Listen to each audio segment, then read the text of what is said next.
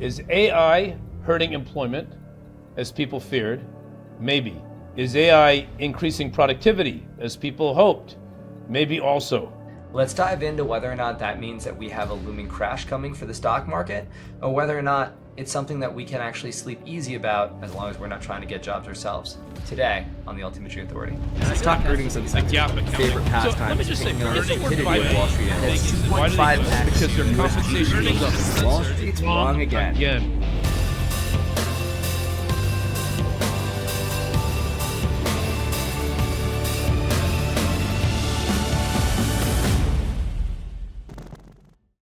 The current labor market is seriously concerning for one group of people, and that one group of people are new grads. New grads, all the research is showing, are entering the worst entry-level job market in years. It's not just Bloomberg that's saying it, it's anybody who's saying it, and the data shows it too.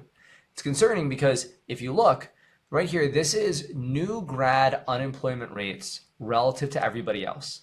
Now you can see, look, we're not at heights for unemployment for new grads like we were in the Great Recession in 2009, in 2008, 2009, 2010. But what's really concerning is look at how little the unemployment rate has risen for everybody, and look at how much it's accelerating in the last 2 years for new grads, right? Because Joel, as we know, a big part of it's AI.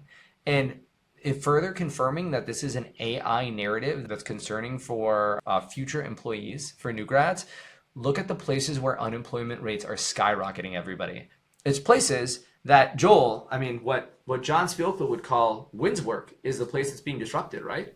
Yeah, so Professor Dr. John Sfiokla, who has been a real strong advisor and helpful to us in understanding these issues, he's in generative AI, and Sfiokla mentioned that anything dealing with WINRS, words, images, numbers, or sounds, is going to be at risk of losing your job from a standpoint of AI.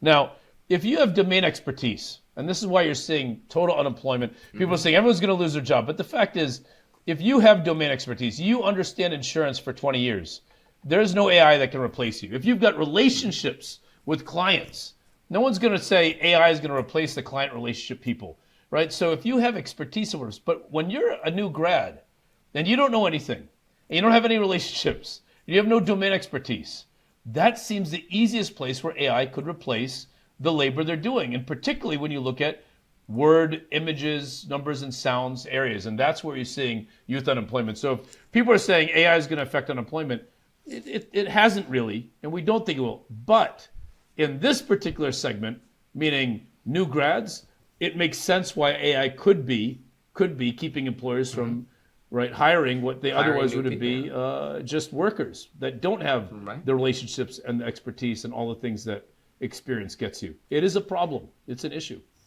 Right. And I mean, just to go through this, everybody, in different ways of slicing the same onion, right? I mean, if you look at it in terms of youth unemployment has been rising for each of the last 3 years. It's up from 8% to over 10%.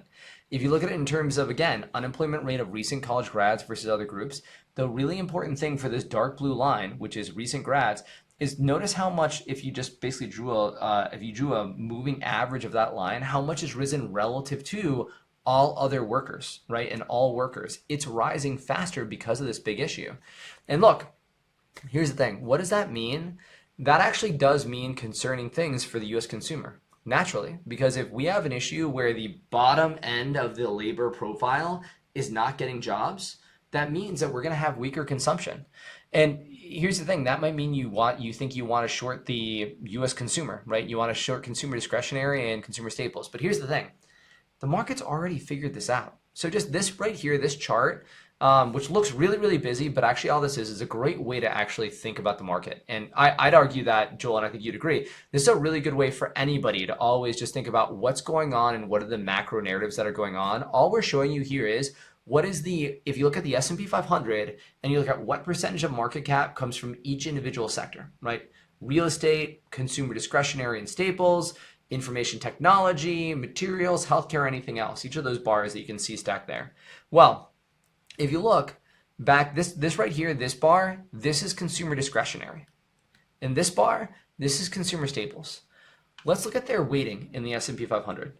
Back in 2000, right? During the headiest times for tech up until now, still consumer discretionary and consumer staples combined were 17.8% of US market cap. Back in the bottom of the market, the bottom of the bear market of 2009 during the Great Recession, when everybody was worried that the consumer is dead, consumer was still effectively 22% of US market cap. And right in the midst of the COVID pandemic, where our biggest concern in the COVID pandemic was consumers are never going to spend again because we're all going to be trapped at home, consumer staples and consumer discretionary were still 17.6% of S&P 500 market cap. Right now, we're at 15.7%. So here's the thing. If you want to talk about a narrative that the consumer is under pressure, don't think that you're ahead of the curve. The market already knows it. That 15.7%, that is the lowest weighting we looked over this entire 20-year period. It was time consuming to float and float and float and float and float and float and do the math. We looked, there was no period where the weighting for the US consumer was less as a percentage of US market cap than it is right now. And so just recognize that, because that's really important. That says, hey, look, the consumer is under pressure, but the market already knows it. But as depressing as that is for the US consumer, it's really important. And right, Joel, you and I have said this many, many times, this idea of the US market, the S&P 500 and the equity market is not the US economy. Right. And there's somebody who benefits potentially, for better or for worse. We're not saying it's a great thing, but for better or for worse, there's a group of people who benefit if the employee has weaker pricing power, right? And that's companies, and that's what's showing up, Joel, true or false in this data right here. Yeah, I mean, the fact is AI, we know, is making companies a lot more profitable. They are. It's made everyone more productive, more efficient. Everyone, right? Not just companies. But if companies are able to hire less, replace more of the wins, words, images, numbers, sounds, labor with AI that can do things that were previously done by a person in an automated way, then the companies are going to be more profitable. They're going to make more money. And that's what we've seen since 2006 is that the U.S. is now at a 12% plus, maybe 13% this year, our return on assets, while 13%, while the rest of the world on average is at 6%. Germany's at 4%. China, I think, is barely 4%. And the U.S. has the highest return on investment of the world. And I think partly is because they're leveraging AI. So if you're looking at a stock that is selling only to 18 to 30-year-olds, you might be concerned because that company is going to have a hard time getting more money out of people that aren't getting jobs. But if you're selling to the rest of the population of the U.S. and you're saving money by not having to hire the 18 to 24-year-olds, 18 to 30-year-olds, well, then why wouldn't your company actually do better because of it? And that's most companies aren't in that particular situation. And so to your point, Joel, I mean, right, this has been, look, U.S. corporates have had a secular trend of higher return on assets, which is what this chart shows, uniform return on assets as we calculate it when we clean up the noise. Return on assets has been steadily rising over the last decade and a half, last 2 decades. Right now, U.S. corporates are forecasted for return on assets to be at their historic peak. And if you put the context of this, right, the fact that, quite frankly, they're probably not hiring as many entry-level people, that means they actually have a reason to have higher profitability.